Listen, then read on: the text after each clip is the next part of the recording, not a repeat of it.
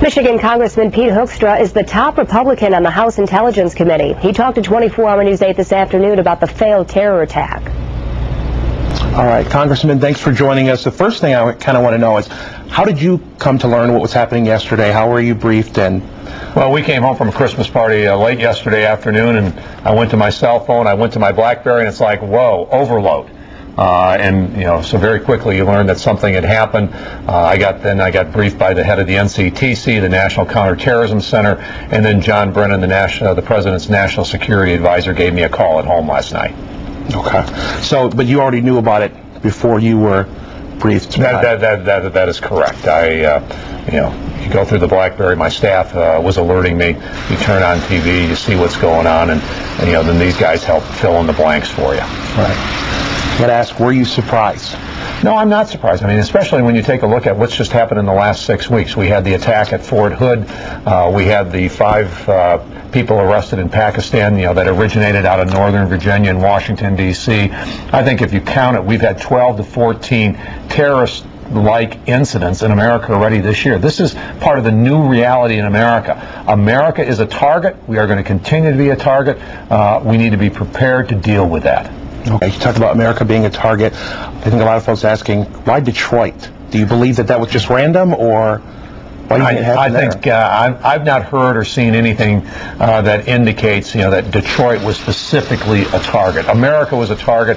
That's why he waited until he was over American soil to try to ignite these explosive devices. I'm not sure that we can say Detroit specifically was a target. Okay. The AP has been reporting that he's been on a known terrorist-related list for some years now. Are you aware of that? I wasn't aware of that, and that's going to be one of the things that we have to go back and take a look at, because, with Fort Hood, Major Hassan, it appears we knew about his contacts with al-Awlaki, the Imam in Yemen. We did nothing about it. If this individual is on a list, if we knew that he had been in Yemen, if we knew that he was in contact with al-Awlaki, again, it raises serious questions as to, when we see these red flags, why aren't we doing something about it? Okay. Now, this list, I understand there's some 500,000 names on it. Should all of them be on the no-fly list? Is there something that should have brought this person to the level of being on the no-fly list? Being in Yemen, ties to al-Qaeda, ties to al-Awlaki, it takes him from being one of 500,000 to one of a very small group of elite people. I don't believe that there's a whole lot of folks on that big list that have the same profile that he has. Okay. And of course, the major question, is it safe to fly here?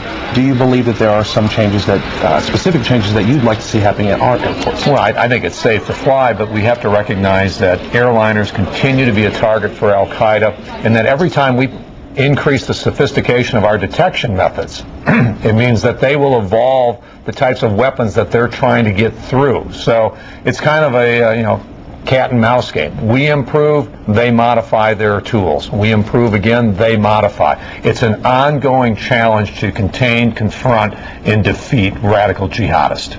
Okay, so nothing specific that you're pushing for in domestic air. I mean, this is for the technical experts to go through and say, okay, we can detect metal, but now we've got different types of explosives.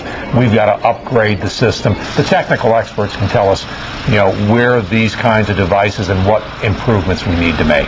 All right, Congressman Pete Hoekstra, the ranking member of the House Intelligence Committee. I know you've been keeping a close eye on this. We appreciate you keeping us informed. Back to you.